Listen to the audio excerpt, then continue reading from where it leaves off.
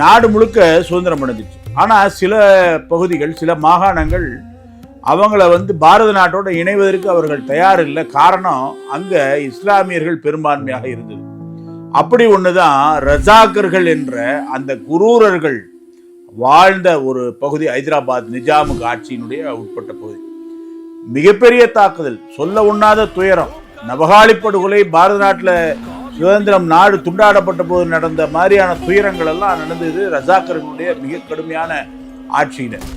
அந்த ரசாக்கர்கள் பற்றின ஒரு சமீபத்தில் ஒரு படம் கூட வந்திருக்கு. அதில் எவ்வளோ பெரிய துயரங்கள் எல்லாம் நம்ம இந்துக்கள் அனுபவித்திருக்காங்கன்னு.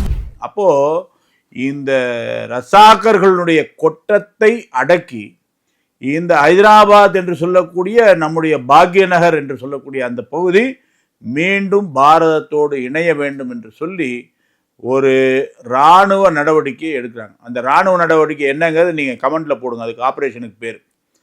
அந்த இராணுவ நடவடிக்கையை எடுத்து ரசாக்கர்களை மண்டியிட வைத்து அவங்கள அடிபணிய வைத்த மகான் யார் தெரியுமா? சர்தார் வல்லபாய் பட்டேல் அவர்கள். இரும்பு மனிதர் அப்படின்னு அவருக்கு அதனால தான் பேர்.